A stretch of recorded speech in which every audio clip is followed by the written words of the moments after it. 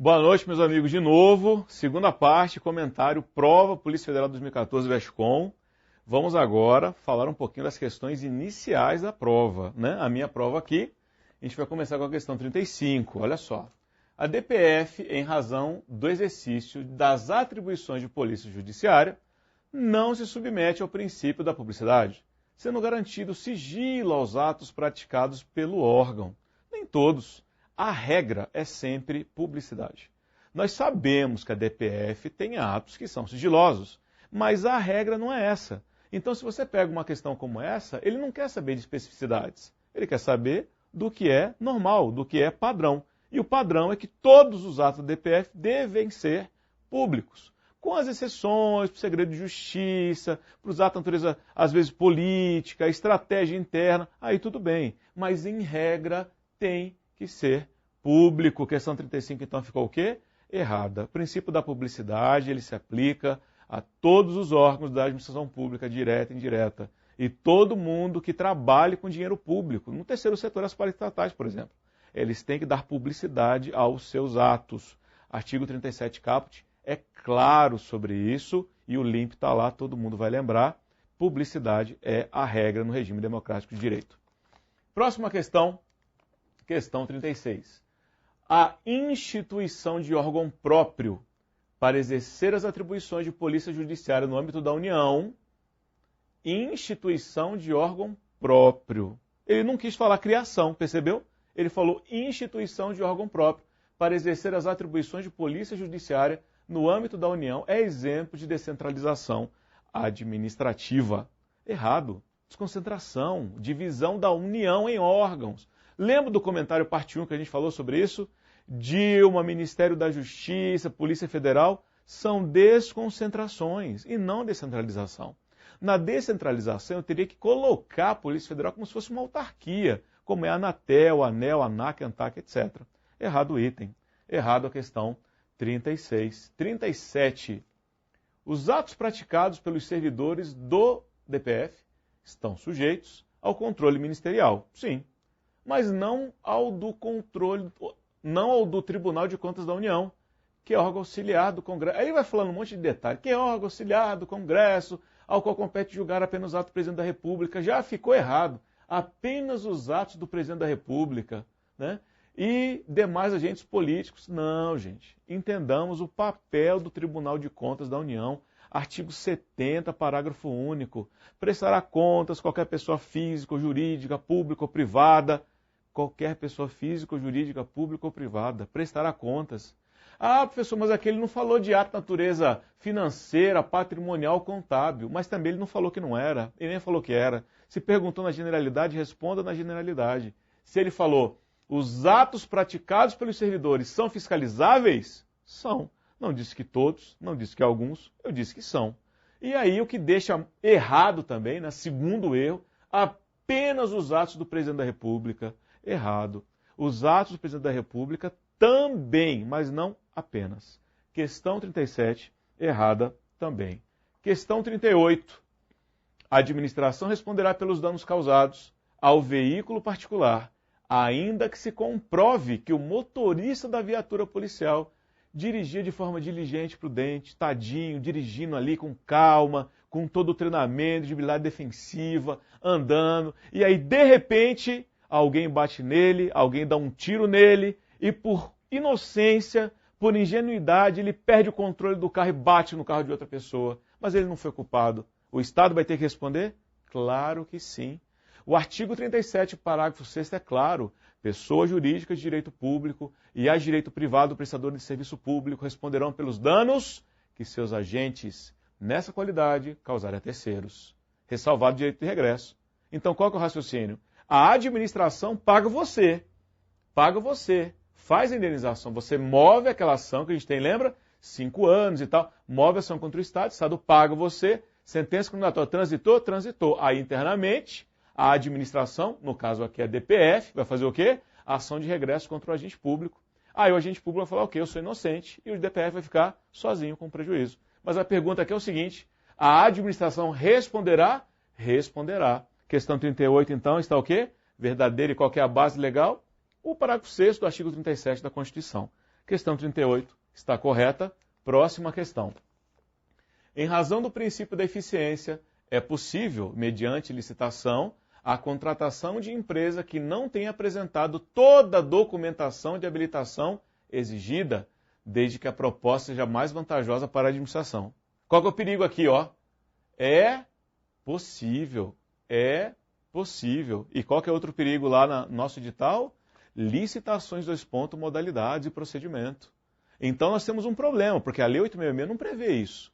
Então Franklin Andrejanini vai na ideia de que essa questão aqui, a questão 39, está certa. Ele vai querer falar.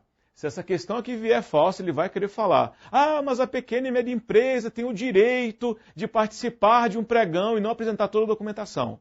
Mas a 866 não fala isso. E a 866 é a regra geral. A 10.520 é uma lei especial, então pode ter divergência sobre isso. Eu vou com o gabarito correto. Tranquilo? Mas lembre-se, se o gabarito vier invertido, vão fazer recurso. E o professor vai ajudar vocês lá no site da Vestcom. Tranquilo? Então, fica a questão 39, a única questão com um ponto dúbio aí. Mas eu ainda vou que ela está correta, né? Vamos lá entender. Perdão, gente. 39 está errada, porque eu acho que não existe essa previsão na Lei 8666. Ficou claro, então? 39, errada. 866 não faz essa previsão. Tem um detalhe da pequena e média empresa, mas está numa lei específica. Não podemos prever isso. Tranquilo, então? 39, fechou comigo? Errado. Continuando. 40, vamos lá. Considere que determinado órgão da administração pública pretenda adquirir equipamentos de informática no valor de R$5.000. Nesse caso, referido órgão tem a opção discricionária de realizar a licitação ou proceder à aquisição direta mediante dispensa de licitação, em razão do baixo valor dos equipamentos. Artigo 24, está com a lei aí? Artigo 24, inciso 1 e inciso 2, fala que nós podemos dispensar até 10% do valor máximo do convite, né? Então, se eu estou querendo adquirir o quê? Equipamento de informática, computador e impressora, são compras. Compras, o valor máximo do convite, 80 mil. Então, o inciso 1 e 2 do artigo 24, ou seja, artigo 24, inciso 1 e 2, fala lá que eu posso dispensar até 10%, ou seja, até R$8.000. Então, essa questão fica verdadeira. Posso sim. É dispensa de licitação, professor? Dispensa de licitação. Tranquilo? Então, questão 40 está correta. Questão 40. Vamos para a questão 41. Poder para instauração de processo administrativo disciplinar e aplicação da respectiva penalidade decorre do poder de polícia. Gente, não tem como. Poder disciplinar é interno. Poder disciplinar decorre da hierarquia, dentro da estrutura administrativa, dentro da mesma pessoa jurídica. E poder de polícia é externo, é para todos.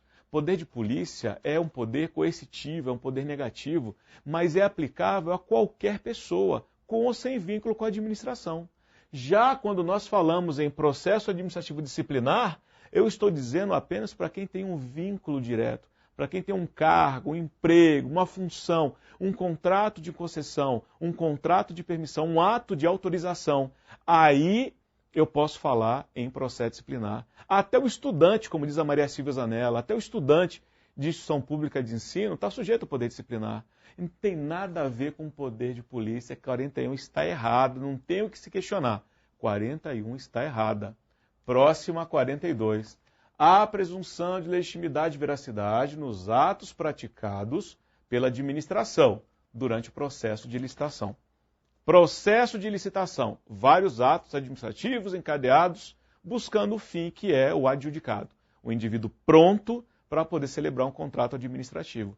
Cada uma de suas etapas, um grupo de atos administrativos. E como a teoria do ato estabelece, Eri Lopes, Celso Antônio, Maria Silvia e etc., nós sabemos que existem dois atributos, né, juntando todos os doutrinadores, não citando um em particular, mas juntando os três principais, os pilares do direito administrativo brasileiro, todos os atos administrativos possuem dois atributos: presunção de legitimidade, veracidade e tipicidade. Presunção de legitimidade, veracidade e tipicidade. Como o processo licitatório também é um conjunto de atos administrativos, óbvio, cada um desses atos também tem essa presunção. Então, 42 está correto, né? Corretinho, 42. Vamos para a próxima, que é a questão 94. Vamos lá. Os órgãos da administração direta ou indireta devem dar publicidade mensalmente em órgão de divulgação oficial ou em quadro de avisos de amplo acesso público à relação de todas as compras feitas mediante licitação, de maneira a clarificar a identificação do bem comprado, seu preço unitário, a quantidade adquirida, o nome do vendedor e o valor total da operação. Até aqui, letra da lei. Pega lá o artigo 16. Pode pegar o artigo 16. Você pega o artigo 16, que o artigo 16 aqui, só para mostrar para vocês o que foi alterado aí. A diferença é pequeníssima. Olha só. Infelizmente, eu não estou com o 16 aqui, mas lembre-se o seguinte, o que está errado na questão? Quando você pegar o artigo, você vai perceber que ele não utiliza essa palavra, dispensando-se a publicação das compras feitas com dispensa de licitação. Não dispensa-se. Eu vou ter essa publicidade para todo e qualquer procedimento licitatório. E lembre-se, procedimento licitatório tanto é o fazer, as modalidades, como o não fazer, inexigibilidade de dispensa. Então, a questão 94 aqui, ela fica errada por esse dispensando-se a publicidade nos casos de dispensa e inexigibilidade. Ok? Encerramos aqui nosso comentário. Amigo, boa sorte. Esperamos que você tenha feito uma boa prova e naquela questão que ficou pendente, mais informações quando sair o gabarito preliminar do CEP para a gente poder brigar com essa banca aí. Um abraço, uma boa noite e boa semana.